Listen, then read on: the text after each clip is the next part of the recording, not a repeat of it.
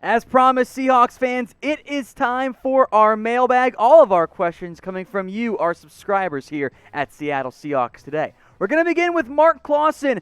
Do the Seahawks trade for Odell Beckham because the Browns want to trade him away? The OBJ trade rumors simply will never die. Even as soon as Odell Beckham goes to his new team, immediate trade rumors around him, you can pretty much guarantee it. There was a report that the Browns are looking to trade Odell Beckham. The source was Mike Francesca, who doesn't know anything. So, in all likelihood, this report's probably wrong. Now, could teams have been calling about Odell Beckham? Yeah, I think so, because the Browns have the reputation, of, well, being the Browns. I would, of course, explore it. If you're not doing your job, if you're John Schneider / Pete Carroll, of not exploring potential trade options. But even though Odell Beckham has not been great in Week 1 and last year, of course, there are some mitigating circumstances involved there because Baker Mayfield doesn't look very good anymore. I think the cost might be too high for Seattle. Yes, I would love to pair Tyler Lockett and DK Metcalf and OBJ, and oh my God, that might be one of the best offenses in the entire NFL if Seattle's not already and that they are allowing Russ to cook. But with no first-round pick, limited draft capital, I don't think it's that likely for the Seattle Seahawks. Another trade idea coming in here from Taj Datlitz. Ryan Kerrigan goes to the Seattle Seahawks. Washington gets back Jacob Hollister and a 2021 fourth-round pick. So for starters, feel free to let me know who says no. S for Seattle, W for Washington. I like the idea behind this. I think Ryan Kerrigan would be a fantastic fit in Seattle. He remains, I think, one of the better pass rushers in the NFL. Had a very impressive Week 1 against the Philadelphia Eagles. I am a huge fan of his. Now, he might be a little bit too similar to Bruce Irvin in the role he would play, but he would immediately become your best pass rusher. He would be a legit number one for Seattle. So, heck yeah, if Washington starts to sell, I'm going to call about Ryan Kerrigan if I am Seattle. Now, the base salary, $11.5 million, but if you do it like in Week 6 or whatever, Week 5, it's a little bit less expensive than that. I'm not sure Hollister and a fourth is enough. With no third-round pick for Seattle, it gets a little bit tricky. A tight end in a second would get it done, but is that too much for Seattle? I'm not sure. But in terms of pure player value fits, yeah, I would be all over the addition of Kerrigan if I were Seattle. So I want you guys to put some more trade ideas in the comment section. They're fun. They don't normally come true, but we aim to have fun here at Seattle Seahawks Today, and trade ideas are one of those, and the trade deadline's coming up, so we will revisit plenty of your guys' ideas in the future. Now, I do want to remind everybody, we mentioned it briefly earlier this week, we have a new deal for those of you who want to sign up and bet with our new sportsbook partner, BetUS. Head over to chatsports.com/bet, use promo code Seahawks125, and for new customers only, if you bet on the Seahawks to cover the spread against the New England Patriots and they don't cover, I'll Venmo you guys $50. You can hit up at Chat Sports on Twitter if you need more details or if they don't cover. But I am feeling confident this week. So again, new customers only. If Seattle doesn't cover the Patriots and you bet on them to do that, I'll Venmo you guys $50. All right, CS224. Do you think the Seahawks will go for Damon Snacks Harrison? I think they should. I'm not sure they're going to, but I think Harrison would be a fantastic addition to this Seahawks team. He's not going to be a guy you play on third downs. It's okay. He's going to be a good run stopper, though. You have Poona Ford, you have Jaron Reed, and not a whole lot else on that defensive line for Seattle, at least on the interior. Yeah, your DEs can kick in, but Harrison, even in a down year last year, compared to the rest of his NFL career, it was still pretty good.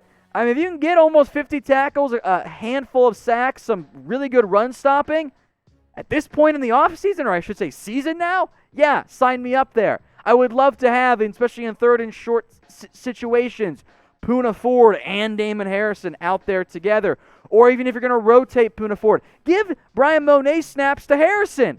Harrison's the better football player. I'm all for that. We will see if Seattle chooses to go that route. From Mir Kumar, should the Seahawks sign Clay Matthews or Damon Harrison? So now there's an interesting one or the other? First off, you should certainly explore both. We mentioned Harrison, so we'll discuss Matthews here before I give my answer. Look, if you want to add more pass rush help, you can't really say no to that one. It doesn't hurt you at all. Matthews knows Pete Carroll from their time together at USC way back when. Allegedly, there was some interest there. He did have 8 sacks last season. That was a little bit deceptive. He was really not the same player after he broke his jaw, and I think the age started to catch up with him. Denver expressed some interest. My concern with Matthews is, doesn't he kind of play the Bruce Irvin role? Is Matthews better than Bruce Irvin at this stage in their NFL careers? I'm not sure, but why not have both? So pick a free agent then. Type CM for Clay Matthews, type DH for Damon Harrison.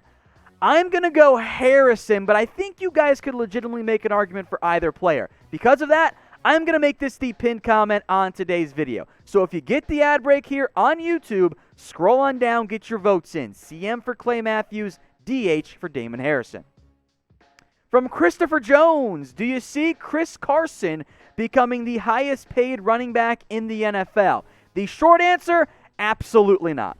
Here's the long answer. I like Chris Carson. He is a good football player. He was effective for Seattle last year before the injury. Even though he got the ball almost 300 times, good production, 4.4 yards per carry. Do we really believe that Carson is on the same tier as the highest paid backs in the NFL? Is he the same caliber of player as Christian McCaffrey, as Zeke Elliott, as Alvin Kamara? No. Maybe current Lev Bell, maybe potentially current David Johnson. He looked better in week 1.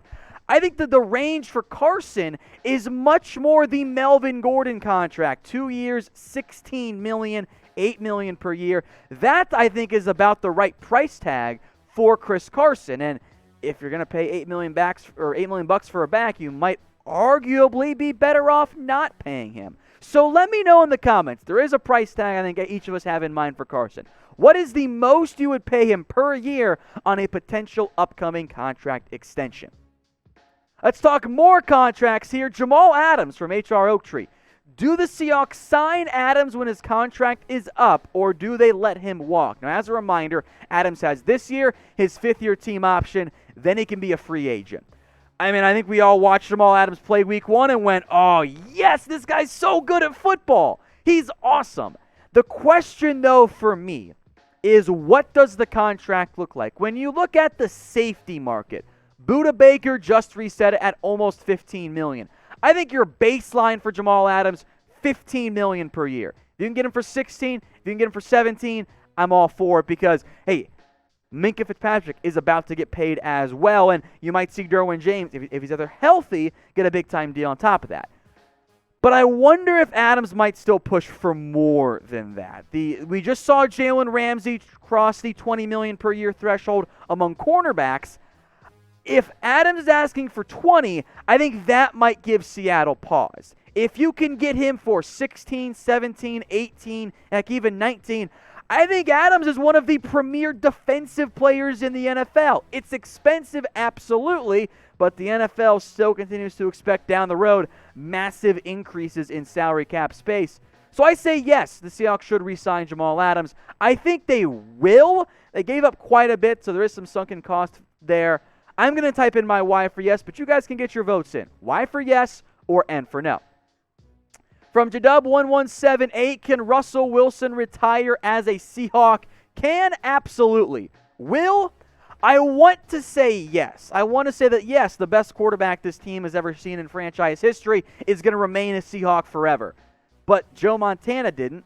Tom Brady didn't. With the way the NFL is going, and with Russ's ability to never be hurt, I think there is a real chance he's going to play into his late 30s, his late 40s. And much like the Patriots faced, there will come a time where Russell Wilson declines as a quarterback. It might make the most sense for the team to actually move on at that point and try and go younger. So I want to say yes. I think it's far too early to tell, but regardless, just enjoy having one of the premier NFL quarterbacks while you've got him.